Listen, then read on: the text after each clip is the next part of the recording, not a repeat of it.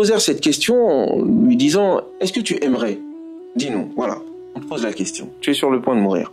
Est-ce que tu aimerais que Mohammed soit à ta place et que toi tu sois sain et sauf parmi les tiens, car après tout, c'est à cause de lui que tu es dans cette situation-là. » Et la réponse, aussi bien de Khubayb que de Zayd ibn Difina, fut la même.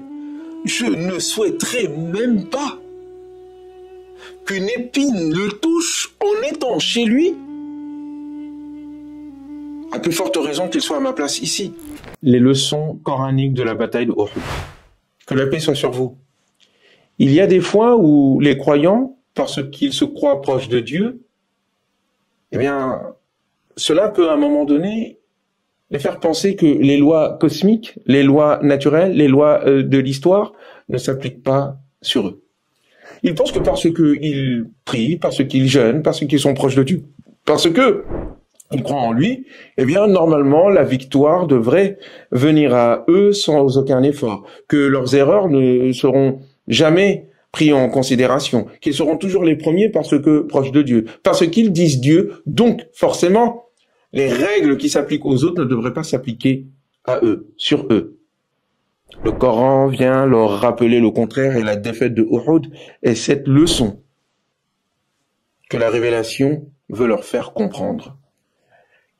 Ils se sont posé cette question, mais d'où nous vient ce malheur? D'où nous vient cette défaite? Qul huwa min indi anfusikum. Le Coran, clair, net et précis, répond de façon cinglante. Cela vient de vous, de vos erreurs, de vos erreurs. Vous pensiez que parce que proche de Dieu, vous pensez parce que compagnon du prophète, sur la paix, vous n'alliez pas subir les conséquences de vos erreurs? Non. Et vous voyez, nous voyons dans le Coran des critiques que certains musulmans n'oseraient pas formuler vis-à-vis d'eux-mêmes ou vis-à-vis des anciens, vis-à-vis des compagnons, car il s'agit ici des compagnons, des personnes que nous considérons être les plus proches du divin, car ayant été proches du prophète et l'ayant soutenu dans les moments les plus décisifs de sa vie et de sa mission. Et pourtant, non seulement le divin n'hésitera pas à les critiquer, mais il n'hésitera pas aussi à critiquer le prophète lui-même, sur lui la paix. Voici ces quelques passages qui nous viennent du Coran et qu'il faut saisir. Je vous propose de les méditer directement dans la sourate Al-Imran, la 3e sourate. Nous n'allons ici que les effleurer, mais il est important d'entendre, de comprendre et surtout saisir la quintessence du propos. Tout d'abord, un signe du Coran vient dire au prophète sur lui la paix, « Laysa laka min al-amri shay » Tu n'as aucun pouvoir, aucun droit, aucune légitimité dans l'affaire, dans le pouvoir, dans l'ordre. Tout l'ordre vient de Dieu. Toi, Mohammed, tu n'es qu'un exécutant. Une telle parole adressée de la part du divin envers le prophète Mohammed, sur lui la paix, pour le faire tenir là où il doit se tenir, est un message lancé à l'ensemble des personnes qui écoutent ce propos, suivant le prophète sur lui la paix et l'aimant. Devant Dieu, personne ne peut avoir une quelconque prérogative. Personne ne peut se targuer d'une quelconque proximité qui ferait que le divin n'appliquerait pas son ordre sur lui. Pas même le prophète sur lui la paix. Et donc, le combat mené n'est pas lié aux états d'âme, aux émotions, aux sentiments du prophète sur lui la paix, à sa tristesse et peut-être à sa colère vis-à-vis de ceux qui lui ont fait mal, qui l'ont blessé, qui ont tenté de le tuer, vis-à-vis de ceux qui ont tué les siens. Et cela a dû certainement créer un certain nombre de ressentiments, de sentiments négatifs. Le prophète reste un être humain. Mais tout prophète qu'il est, devant Dieu, il reste à sa place. Le combat mené, l'ordre donné, n'est pas fonction de ton état et de tes sentiments. Laysa laka min al-amri shay. Le propos ensuite continue. Ça n'est pas lié, la religion, à une personne, fût-elle aussi importante que le prophète Mohammed lui-même. Et le message est adressé à tous les compagnons. Wa ma Muhammadun illa rasoul. Mohammed n'est qu'un envoyé. Qad khalat min qablihi ar-rusul. D'autres messagers avant lui sont venus. Afa immata, s'il devait mourir, aw qutil, ou être tué? Allez-vous cesser d'être croyant et revenir sur vos pas? À Mohammed, il est dit, sur lui la paix, tu n'as aucune légitimité à t'exprimer sur l'ordre. Cela vient de moi, Dieu. Et il est dit aux compagnons, votre attachement pour le prophète sur lui la paix ne doit pas vous aveugler au point de ne pas voir l'essentiel, c'est-à-dire Dieu. Vous êtes là au service du divin et de la mission qu'il a donnée au prophète Mohammed sur lui la paix. Et vous n'êtes pas là pour servir une personne. Non. Les principes. Voilà ce qui est au-dessus. Et si celui qui nous a enseigné ces principes devait mourir, eh bien, continuons de suivre et d'obéir aux principes. Continuons de suivre et d'obéir à Dieu. Subhanahu wa ta'ala. Exalté soit-il. Wa ma Muhammadun illa rasoul. Muhammad n'est qu'un messager. Laysa laka min al-amr min shay. Toi, Muhammad, tu n'as rien à voir. Tu n'as pas ton mot à dire sur les ordres. Et puis, il s'adresse encore aux croyants, aux compagnons qui étaient là. Ceux qui pensaient que c'était facile d'aller prouver sa bravoure. وَلَقَدْ كُنْتُمْ. Et auparavant, تَمَنَّوْنَ الْمَوْتَ, où vous espériez rencontrer la mort. Et puis, vous l'avez rencontré de vos propres yeux. Et chanter la gloire, la gloriole, parler de son courage, de ses capacités, de ses compétences, avant la mise en action et la mise en application est facile. Ce que Dieu regarde, c'est l'action.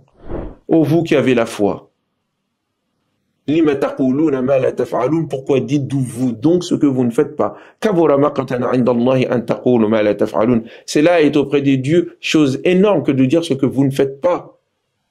L'épreuve est là pour démontrer, prouver la réalité de l'engagement de la personne qui profère son engagement envers Dieu subhanahu wa ta'ala. Sa promesse, ils ont promis de combattre pour le divin. Ils ont promis d'affronter jusqu'à la mort. Et ils l'ont vu.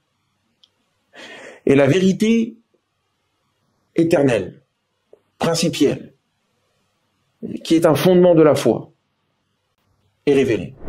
وَمَا كَانَ لِنَفْسٍ أَن تَمُوتَ. Il n'est pas possible pour une âme de mourir sans la permission de Dieu. C'est la règle. Les morts à Uhud, que vous pleurez, ne doivent pas être l'objet et le prétexte d'une remise en cause et de la décision divine et surtout de la stratégie du prophète Mohammed sur lui la paix. Les morts qui sont morts, il était écrit qu'ils devaient mourir. Plus loin, il continue. La mort viendrait chercher les personnes qu'elle est censée chercher, même si ces derniers n'étaient pas sur le champ de bataille et se trouvaient bien au chaud dans leur lit. La mort est un décret divin. C'est un destin. C'est une décision. On n'en échappe pas. Et cela n'est point question de la décision stratégique de tel ou de tel dirigeant, en l'occurrence du prophète Mohammed sur lui la paix. Et la question du destin va venir sur le tapis dans le débat. Oui, eh bien, s'ils étaient restés parmi nous, eh bien, ils n'auraient pas eu ce qu'ils ont eu. Ils auraient dû nous écouter. Non, décision divine. Mais d'un autre côté, oui, mais ce que nous avons fait, c'est Dieu qui l'a voulu, ou bien c'est nous-mêmes? Non, le mal qui vous atteint vient de vous, mais la décision vient de Dieu. Mais qu'ont-ils ces gens-là à ne point comprendre la profondeur d'une parole? Ce qui te vient de bien, ce qui te vient de mal vient de toi-même. Et ce qui te vient de bien vient de Dieu. Dans le sens où le destin que Dieu te prescrit est en partie lié à ce que tu écris dans ta vie. Mais dans tous les cas, cela se fait avec la permission de Dieu. Il continue. Il y a des personnes, toujours la critique, elle est sévère. Parmi les compagnons, des gens ont fui et ont abandonné le prophète. Ceux qui parmi vous se sont enfouis et se sont détournés du prophète. Le jour de la rencontre des deux armées. Le diable les a fait glisser par une partie des péchés qu'ils avaient eux-mêmes commis. Et Dieu certes leur pardonne. Ce que j'essaye de vous dire, c'est que nous devons faire preuve de critique envers nous-mêmes comme le Coran nous l'enseigne dans cet événement qu'est Uhud, en pointant les responsabilités, en enseignant aux musulmans, non pas le fait d'accuser le destin, d'accuser autrui, de se dire être marabouté, d'être victime du mauvais œil, d'être victime de l'animosité des autres. Non, non, non. Il leur enseigne la responsabilité. Cherchez en vous-même la cause de votre défaite. Regardez-vous en face et ne vous cachez pas derrière la foi. Regardez-vous en face et ne vous cachez pas derrière vos adorations. Regardez-vous en face et pointez les défauts et mettez le doigt là où ça fait mal. Le Coran, Allah subhanahu wa ta'ala, Dieu, n'a pas ménagé son prophète, n'a pas ménagé les compagnons du prophète. Et c'est peut-être pour cela que eux, ils ont réussi. Et c'est peut-être parce que nous avons du mal à nous regarder en face et à nous critiquer comme il se doit que nous avons du mal à avancer. Combien de fois n'ai-je pas entendu des amis empêcher une critique profonde sur la situation que nous connaissons, nous les musulmans dans le monde, sous prétexte qu'il faut garder espoir, que ceci n'est qu'une épreuve et que de toute façon le paradis nous appartiendra et que nous devons continuer comme nous sommes en train de vivre. D'une manière ou d'une autre, nous finirons par voir la victoire. Non. Non. Ça n'est pas ainsi que la révélation, ça n'est pas ainsi que le prophète, ça n'est pas ainsi que le divin, à travers la révélation, nous a enseigné à être des hommes, à être des femmes responsables. Il faut apprendre à se regarder en face, à ne pas pointer le doigt vers l'extérieur, mais à se regarder en face. Et le propos continue. La critique qui vise à assainir l'esprit des compagnons, à leur faire comprendre la situation en sa profondeur spirituelle comme en sa vision stratégique, eh bien, elle continue. D'aucuns pourraient remettre en cause la stratégie du prophète sur lui la paix et que dit le principe du prophète alayhi salatu wassalam, dans la direction de la communauté, dans la direction de l'État, à savoir l'institution de la Shura, l'institution démocratique de la délibération collective, car après tout, rappelons-nous, le début du combat, avant le combat, eh bien, il y a eu une concertation, comme cela est l'habitude du prophète sur lui la paix, et la décision fut prise d'aller au combat. D'aucuns pourraient dire que cette décision fut néfaste, et que donc il faut remettre en cause l'institution de la délibération, l'institution politique de la Shura, de la délibération démocratique, mais la révélation vient encore. C'est par une miséricorde de la part de Dieu te concernant que tu fus doux envers eux, Mohammed. Rappelez-vous, il a été abandonné. Rappelez-vous, il a été blessé. Rappelez-vous, les personnes qui étaient censées le défendre l'ont laissé seul. Quand il revient à Médine, le prophète sur lui la paix n'a pas perdu son temps dans des critiques, dans des reproches. Il n'a pas fait de réunion pour mettre le nez de ses compagnons dans la terre, dans la poussière. Il ne s'est pas, il ne s'est pas mis à faire des discours en long et en large pour se plaindre de ce qui lui est arrivé et chercher les responsables et les passer au fil de l'épée. Il n'a même pas cherché, même pas. Il n'a même pas cherché à attraper les 300 personnes de son armée qui ont été détournées par Abdullah ibn Ubay ibn Saloul, et il n'a pas cherché à se venger de ce dernier, car c'est une haute trahison qu'il a quand même commis. Fabima rahmatin, il a été plein de douceur envers eux. Et ça, c'est le signe de la miséricorde de Dieu. Fabima rahmatin min Allah linta lahum. C'est par la miséricorde de Dieu que tu as été doux envers eux. Si tu étais rude, si tu avais été dur et rude de cœur, faddan, rude, ghalid al-qalb, dur de cœur, lanfaddu min hawlik, ils se seraient tous détournés de toi. Telle a été l'attitude du prophète sur lui la paix après la défaite cinglante de Uhud. Douceur, cœur apaisé, cœur accueillant, miséricorde. Et c'est ainsi que l'on dirige les hommes et les femmes. Et le propos continue. Fastaghfir lahum, fa'fu anhum, pardonne-leur. wastaghfir lahum, et demande à Dieu de leur pardonner. Washawirhum fil amr, et continue de les concerter au sujet de l'ordre. On parle de cet ordre, ce pouvoir. Le pouvoir, tu n'as pas ton mot à dire, Mohammed. Le pouvoir, vous n'avez pas votre mot à dire, tout le pouvoir appartient à Dieu, est-il dit dans la même sourate. Et ici, il dit quoi? Continue de les concerter, continue à délibérer avec eux au sujet du pouvoir, au sujet de l'ordre public.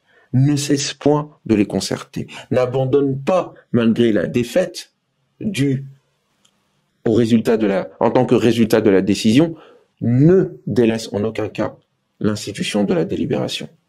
فَإِذَا عَزَمْتَ, et puis ensuite, lorsque la décision est prise, فَتَوَكَّلْ عَلَى اللَّهِ, mets toute ta confiance en Dieu. Inna Allah yuhibbul mutawakkilin, car Dieu aime ceux qui lui font confiance.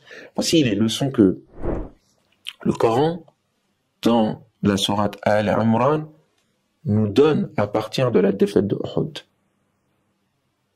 Se regarder en face, être conscient de ses propres fautes, prendre courage et garder l'espoir, ne pas avoir une conception néfaste du destin, reconnaître ses responsabilités, faire preuve de pardon, de mansuétude et de grandeur, et continuer à demander conseil, à faire que l'ordre public soit tissé des conseils et des avis, des propositions de tout un chacun, quel que soit son niveau et son importance dans la société. Cette leçon, jamais le prophète, sur lui la paix, ne l'oubliera. Il continuera toujours d'agir de la sorte jusqu'à la fin de sa vie. Mais un autre résultat positif est sorti de la défaite de Uhud. La distinction des camps. Après la bataille de Badr, bien des personnes avaient rejoint le camp des musulmans en se disant que là, c'est une affaire sérieuse et qu'il est mieux d'être du côté du prophète Mohammed sur lui la paix. D'où un certain nombre d'hypocrites qui existaient parmi les rangs, dans les rangs des compagnons du prophète sur lui la paix. La bataille de Uhud a permis à faire le tri. Et le Coran d'ailleurs le dit. Et ce qui vous est arrivé le jour de la rencontre des deux armées, fabi idnillah, c'est fait par la permission de Dieu. Et ce afin qu'ils reconnaissent, qu'ils sachent qui est croyant. Et afin qu'ils aient connaissance de ceux qui se sont vautrés dans l'hypocrisie. La distinction devait se faire. La mise à l'épreuve a permis cela. Et d'ailleurs, je vous l'avais dit dans un épisode précédent, si Abdullah ibn Saloul avait été suivi par le prophète sur lui la paix quant à son avis de rester dans Médine, il se peut en réalité que ce dernier, ou plutôt le premier, Abdullah ibn Ubay ibn Saloul, avec ces 300 personnes qui continuaient à lui obéir, et bien d'autres sans doute dans Médine, eh bien, cela aurait été possible qu'ils trahissent le prophète Mohammed et les compagnons, et qu'ils soutiennent les Mécois entrant dans la Mecque, et qu'ainsi, dans Médine, et qu'ainsi les musulmans soient pris en étau.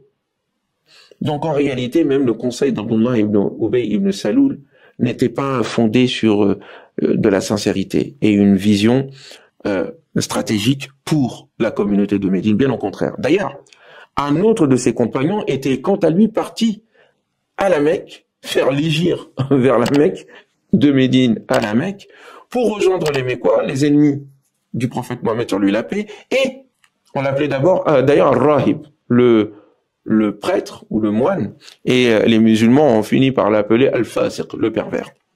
Et lui était parti avec une 50aine de personnes de Haus, de la tribu des Haus.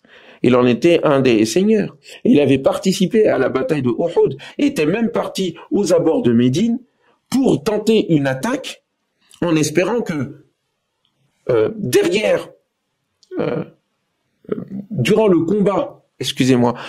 combat entre les Quraysh et les Médinois, ils auraient été capables d'entrer dans Médine, notamment après la défaite la défaite du prophète Mohammed et sa mort, d'entrer dans Médine et de retourner la population contre le prophète et contre l'islam. Il n'a heureusement pas réussi son entreprise.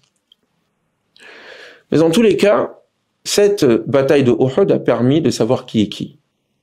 Mais bien sûr, sur le plan, encore une fois, politique, sur le plan stratégique et sur le plan psychologique et moral, cela a été extrêmement dur. Cela a été une épreuve qui va peser de tout son poids sur les musulmans et la nouvelle communauté 3 années après le prophète Mohammed sur lui la paix. Une promesse où un rendez-vous a été donné pour l'année prochaine dans la 4e année par Abu Sufyan, rappelez-vous, qui proposa au prophète Mohammed sur lui la paix de les retrouver à Badr, là où ils ont été vaincus la première fois, eh bien qu'ils se retrouvent chacun avec son armée pour combattre. C'est une erreur stratégique. Abu Sufyan va le regretter, car le prophète va se préparer de tout son âme pour aller au combat et surtout pour démontrer la force de Médine. Abu Sufyan refusera d'y aller.